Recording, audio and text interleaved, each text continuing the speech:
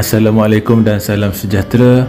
Dalam episod ini saya akan meneruskan kayuhan daripada Pekan Batu Kurau menuju ke Ban Pecah Tanjung Piandang, seterusnya ke Bandar Parit Buntar. Jarak perjalanan dianggarkan lebih kurang 75 km. Nama saya Fazli Abu Bakar. Saya sedang cuba untuk kayuh secara berseorangan mengelilingi semenanjung negara kita, Malaysia. Saya meneruskan perjalanan daripada Pekan Batu Kurau kira-kira pukul 12.30 hari. Cuaca begitu panas. Lebih kurang 1 km daripada Pekan Batu Kurau, saya singgah berteduh di gerai menjual rambutan Lokman. Kilo naik 2 kilo 10. Bagai. Pokok sendiri ya? Punya baik Lokman ni siap bekalkan saya dengan buah rambutan. Saya meneruskan kayuhan. Tak sampai pun 2 km, saya berhenti berteduh pula di sebuah gerai menjual durian. Ha? Okey, askar boleh, cikgu? Biasa ya. Ajar di ofis biasa ya. Banyak durian? Kadang ni RM2, RM8 kilo bang dah jual. Dia orang jual tu. Kasut lawa. Bang, RM1,000. Tu dia RM1,000 oh. Ni kelantan bang tu. Memang asal sini? Memang orang sini? Bang, atas anak jati Batu Kurau tapi raja merantau. Oh, raja merantau. Kerja pecah tangan, kerja budak bang. Yalah. Balah cari rezeki kan. Apa kelebihan durian Batu Kurau dengan durian tempat lain? Sedap bang. Ramai ni orang duk main Batu Kurau masuk ni. Yang paling sedap durian Batu Kurau lah bang. Lagi pun buah tak ada dah bang. Oh, buah tak ada. Buah hujung-hujung lah. Saya terus kayuh menggunakan jalan kampung untuk elak kesesakan jalan raya. Tapi tak lama, jalan kampung tetap membawa saya kepada jalan utama semula. Saya cuba lagi untuk elak jalan utama. Saya memasuki kawasan Pondok Queen. Di sini saya jumpa dengan sebatang sungai yang airnya sungguh jernih. Saya berhenti untuk membasahkan kepala. Nasib saya kurang baik, kasut saya diselami air. Sebenarnya daripada Batu Kurau untuk ke Tanjung Piandang, kita perlu kayuh patah balik semula ke arah Taiping sekitar 12 km. Kemudian kita akan masuk ke persimpangan menuju ke Gunung Semanggul. Sememangnya cabaran utama pada hari ini adalah cuaca yang agak panas. Tapi tak mengapa, kita perlu sesuaikan diri kita dengan cuaca macam ni. Kita berhenti sekejap lah. Caranya kita perlu kerap berhenti dan rehat serta minum air yang secukupnya. Sekolah Jenis Kebangsaan Tamil Ladang Yamsing, Jalan Krian, Semanggul, Perak. Oh, ni highway Utara Selatan. Kita dekat kawasan Gunung Semanggul. Ketika melalui kampung balik bukit, saya tertarik dengan sebuah papan tanda. Dulu tahun 80 90-an, kebanyakan masjid-masjid di negeri Perak ada signboard macam ni. Sekarang dah tak ada lah. Ni pun mungkin yang terakhir.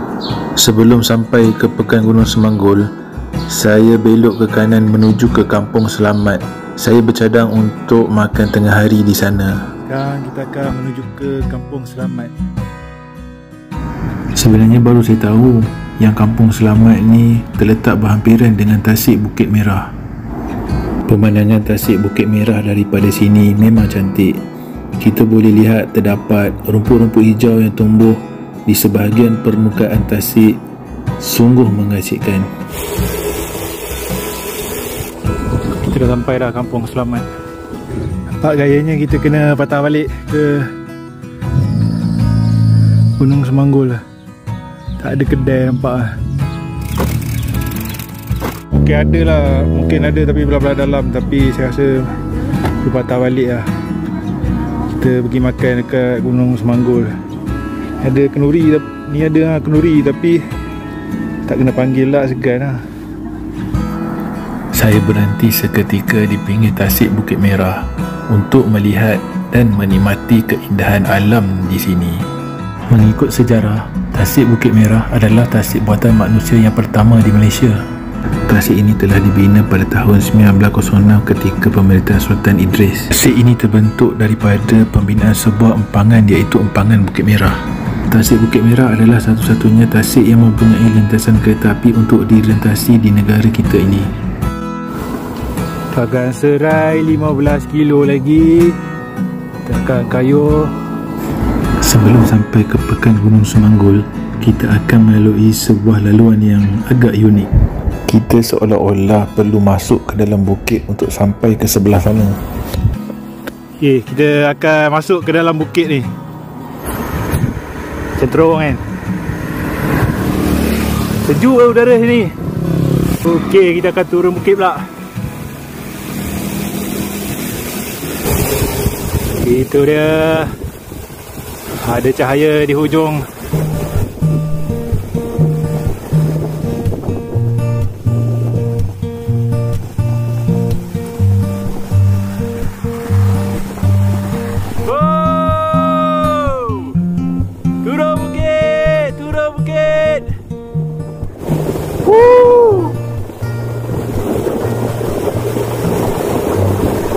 Ini yang kita tunggu ni, singgah lu beli apa-apa yang patut.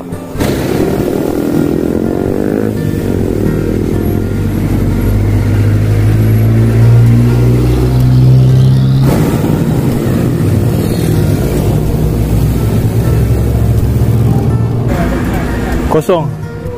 Belah apa tak mau? Kat tepi. Kat tepi.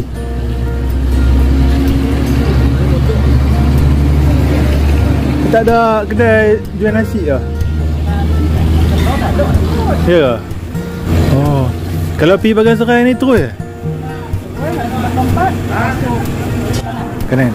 4:30 petang, tentulah tiada orang menjual nasi tengah hari. Elok-elok buah.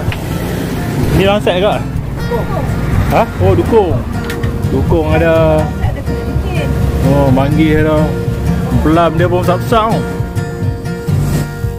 Selepas melalui Pekan Gunung Semanggul, kita boleh lihat sawah padi yang terbentang luas.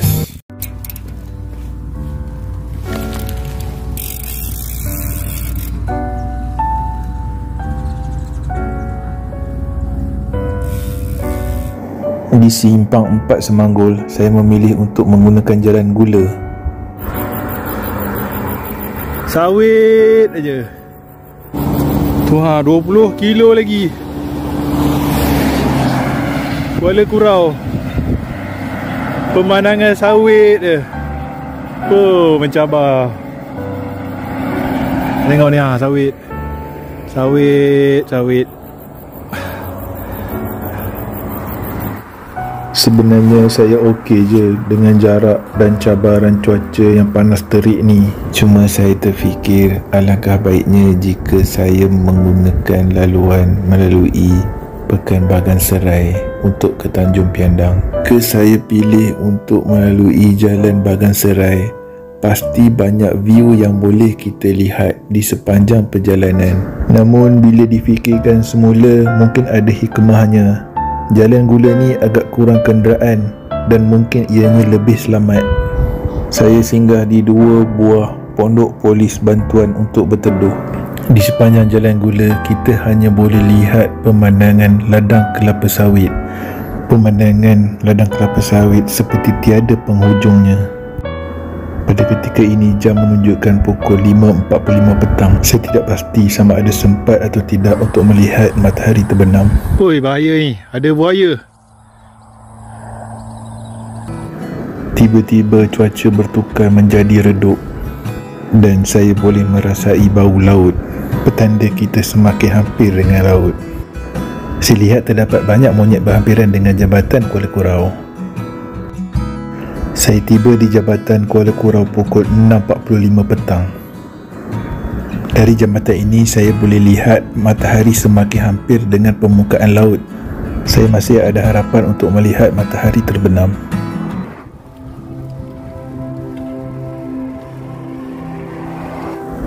Saya meningkatkan sedikit kelajuan. Kali ini saya akan mengejar matahari terbenam di Tanjung Piandang.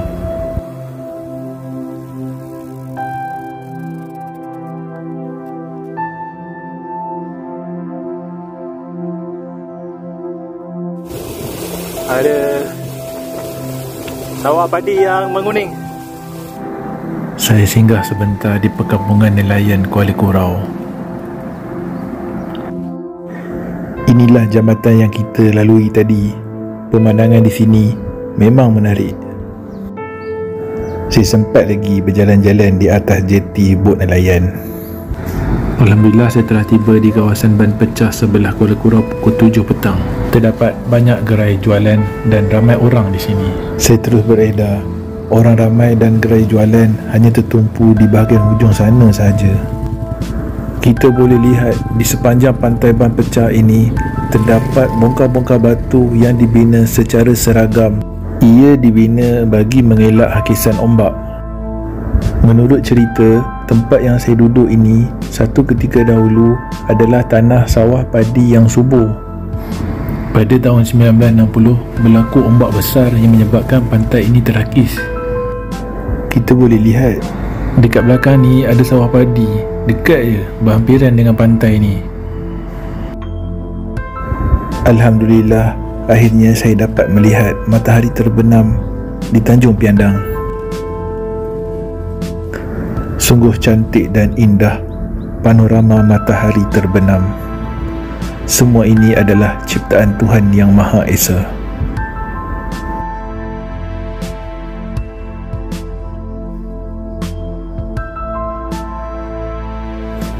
Saya terus kayuh di sepanjang laluan pantai menuju ke muara sungai Tanjung Piandang.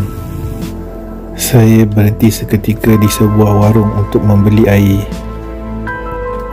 Saya dapat saksikan langit perlahan-lahan bertukar warna. Waktu saya sampai dekat dengan sain ban pecah di kawasan Tanjung Piandang, bateri handphone saya telah habis. Jadi saya tidak boleh menggunakan Waze. Saya ambil keputusan untuk kayuh di sepanjang laluan ban pecah tu sehingga ke penghujung dia. Laluan di sepanjang pantai tu memang gelap, tak ada seorang pun dekat situ. Lebih kurang dalam 2 km macam tu, saya nampak ada sebuah kedai makan ni. Jadi saya singgah dekat situ. Kedai makan ni nama dia Kedai Makan Kak Adik. Jadi saya singgah dekat situ. Saya minta kebenaran kepada akak tu untuk cas bateri handphone saya. Akak ni memang baik. Dia cakap tak ada masalah. Dia suruh saya rehat dan baring je dekat kedai dia. Suami dia dengan anak-anak dia pun layan saya dengan baik. Waktu tu badan saya rasa penat sangat dan saya tertidur dekat situ. Kedai makan Kak Adik. Banyak minum-minum kat sini lah.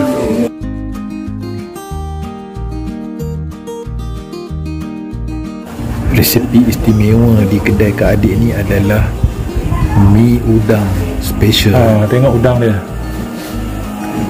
Udang sotong. Ni segar-segar ni. Saya sempat lihat cara memasak mi udang special. Ni udang ambil dari sini kan? Dari laut. Dari laut lah? Ya, laut. Lepas tu taruh, kita letak sayur. Tu masak. Agak dia udang masak, tak kira baru kita taruh sotong. Yang best itu udang sotong fresh dia memang tangkap dekat sini ya kak? Memang dah naik dari laut. Tengok pelanggan pun dah mula sampai lah. Jadi kalau best lagi datang-datang petang boleh makan tepi kolam. Kita boleh tengok view kolam ikan, kolam udang tak kan? Ya, kolam anak ikan.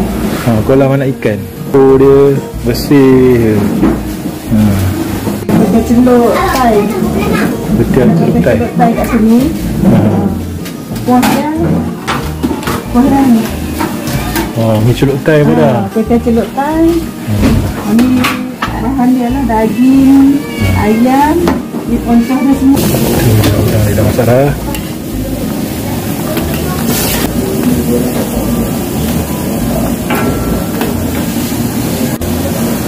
Itu dia banyaknya udang.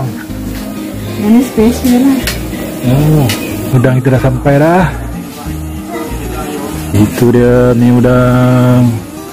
Mie udang kita dah siap dah. Ini kalau macam ni punya mie, kena selak udang baru jumpa mie. Malam ni kita makan mie udang dengan kopi ais. Mie udang special ni ada udang, ada sotong, telur, ada sayur-sayur. Okey, mari kita cuba. Special, kita kena selak udang baru jumpa mie.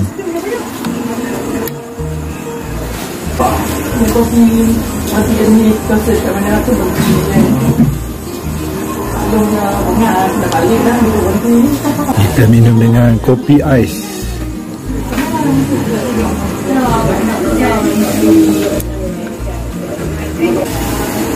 Kita letak cili jeruk.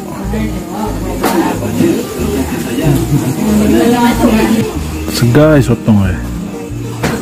Berbaris udang dia. Tengok telur dia goyang. Oi, sayang nak pecah ni.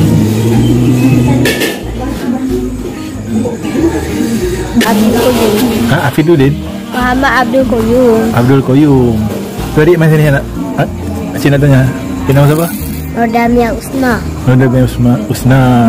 Suka tolong mak niaga? Suka lah. Okay, good. Bagi tahu dekat mak nak TO ais kosong satu. Mak tengok air kosong tu. Tengok air kosong. Ini kuah dia apa? Dia punya kuah dia. Okey, sedap.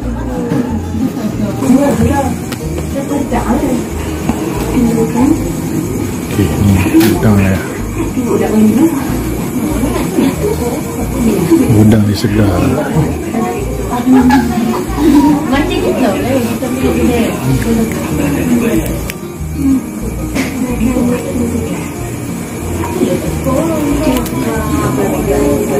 Ya, udang yang terakhir.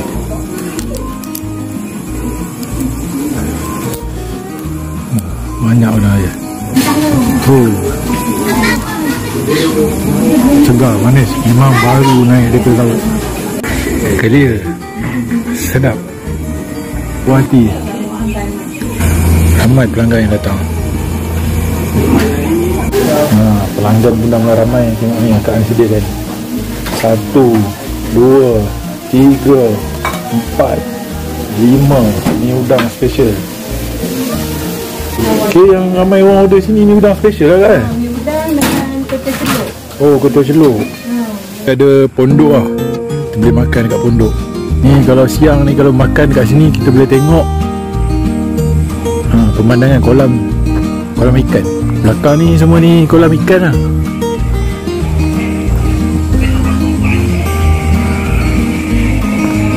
Sebelah sana tu kolam pancing. Belakang ni kolam ikan lah. Tak nampak malam. Tenang tempat ni. Kalau datang ke Ban Pecah, boleh singgah ke kedai Kak Adik. Boleh cuba mie udang special. Terima kasih kepada Kak Adik sekeluarga. Saya meneruskan perjalanan ke bandar Parit Bunta lebih kurang 14 km. Okey, kita dah sampai dah ke destinasi untuk tidur malam ni.